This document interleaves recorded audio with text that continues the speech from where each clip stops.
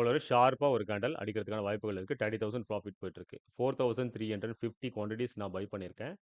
Okay. Quantities ஹெவியா இருக்கும். இந்த மாரி குவான்டிட்டிஸ்ல நீங்க பை பண்ண வேண்டாம். உங்களுக்கு என்ன கேபிட்டலோ அதுக்கேத்த மாரி ரிஸ்க் மேனேஜ்மென்ட் ஃபாலோ பண்ணுங்க. 33,000, 34,000 கம் ஆன். இதெல்லாம் 1 மாசத்தினுடைய சம்பளம் நெறைய பேருக்கு பார்க்கும்போது, ஓகே. வருஷத்தினுடைய சம்பளத்த கூட ஒரே ஒரு 3 மினிட்ஸ்ல, 4 மினிட்ஸ்ல ஸ்கேல்பிங் குடுத்துரும். புரியுதுங்களா? இதுதான் ஸ்கேல்பிங்கோட ultimate.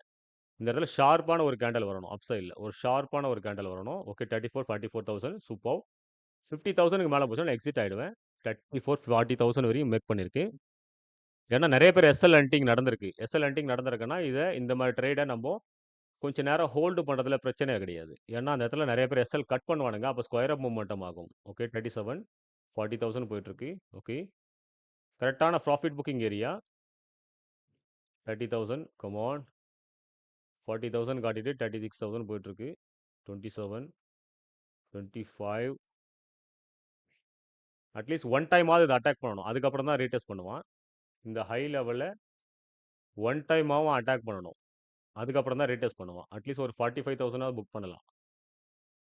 35, 36 okay come on 37 only one spike 40 41 okay come on only one spike தேவை 40 okay இது ப்ராஃபிட் புக்கிங் ஏரியா நான் 40,000க்கு ஸ்கேல்பிங் பண்ணியிருக்கேன் இந்த இடத்துல